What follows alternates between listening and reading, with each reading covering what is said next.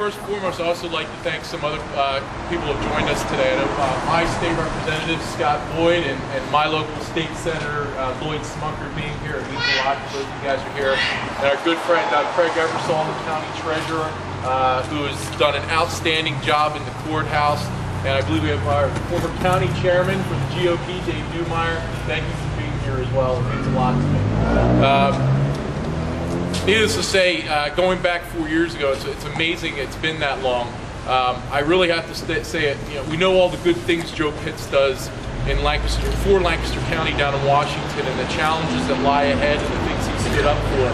But a lot of people don't remember that back when we were looking for solid leadership in county government, Congressman Pitts came out very early and was the chairman of the first Stuckey Martin Campaign and stood with us in a contentious primary and stood with the party with us, and that for that I'll be eternally grateful. I really look forward to working with you moving forward. I'm just very excited. I can say my congressman is going to be right at the center of the healthcare debate and your new chairmanship, and so thank you for everything that you do. And on the flip side, I've had a real joy. Dennis and I are very heavily involved in the County Commissioners Association of Pennsylvania. And through that, I've got to meet my good friend, Lieutenant Governor-elect Jim Cawley.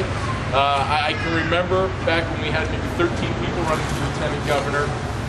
Someone asked me, he said, what do you think about this race? And I said, all I know is it needs to be a county commissioner.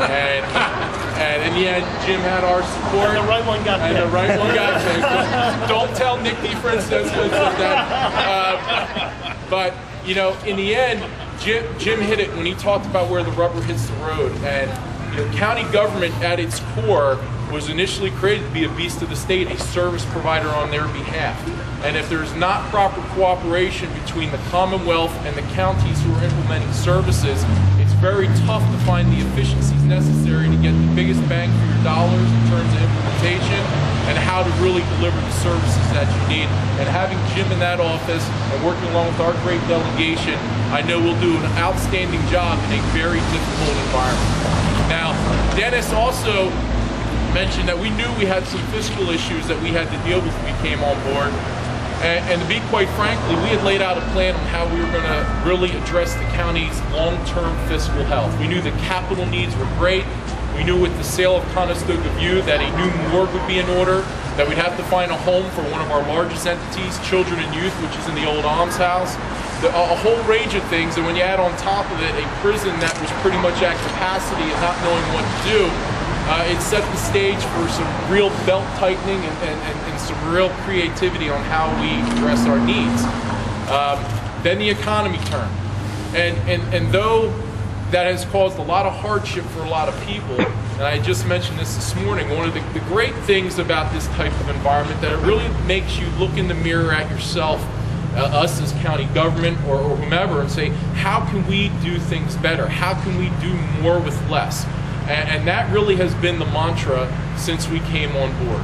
And every year we've looked at a segment of various county departments to find efficiencies. And it's not just what can we get rid of, it's what can we still provide, prioritize what we can provide, and do it in the most effective way possible. And I remember when someone said when I was running for office, what are you crazy? He said, you're going to have to raise taxes. And you know, in my mind all along, I said, that kind of mentality is now gone, and it can't be on all levels of government. It's time to put the stop in the door, say we've taken enough money out of the people's pockets in this county, in this Commonwealth, and in this country, and how about we start looking at how we can deliver services better. And the amazing thing about it, that we have been able to shrink the size of county government, that we are still able to provide the same services. We get honored for many of the services we provide. And I think that in itself not only says a lot about setting good policy, but it also creates a mindset within the organization, an expectation of we can do better and we can do it with less. And I want to say thank you to our county management team, our county government management team that we've assembled.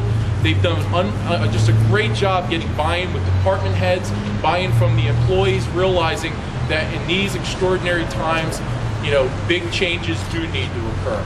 And as the Commonwealth grapples with its budget deficits, and we know for a fact that could have an impact on us, You know, we need to have an understanding that we cannot just keep going back to the Commonwealth with our handout saying for this or for that, or things that aren't mandated. We can focus on how can we be more efficient. We can focus on mandate relief and how not only can it help save us money and provide services here, but possibly help the Commonwealth in making their dollars go further as well. So it's going to take a real team approach moving forward. You know, and finally, I got to say, we talked about coming in here, the importance of having a team working together. And the party in 2007 really, I believe, not only needed, but they wanted to put two people in this office that would work cooperatively together and they could trust to continue that relationship throughout the course of our term. You know, and that means something to me, and I know that means something to Dennis, and we'll never forget that. And when we were looking at what we were going to do here in 2011, it was just a natural thing for us, given our relationship and our commitment to each other, to be open and honest, to even to the point of, you know, sometimes being the chairman of the board can be a point of contention. Well, a lot of people don't know that before we were even elected, Dennis and I had already agreed that will never happen. We're going to just split it. He'll take the first 2 years, I'll take the second 2 years, and we're just going to keep working together. And that's really been our mentality from day one. That's not to say that there hasn't been a few times Dennis and I may disagree. We're not robots. But at the end of the day, I respect his opinion, he respects mine, and we just move on and try to tackle the next issue. I think this year is going to continue to be very important as we keep pushing the message of the Republican Party and its values, which we need to continue to do our best to not only implement in Washington and Harrisburg, but continue to work into here in county government. We're committed to that, and I want to thank everyone who has supported us over the years. We're going to take our message and our ideas on the road throughout the years so we can get feedback from people and share our values and what the vision is we have moving forward. And we just ask for your support and help in doing that, because when this economy does turn around at the end, county government will be a stronger place for it, and there'll be less of a burden on people's pockets. So thank you very much for being here today.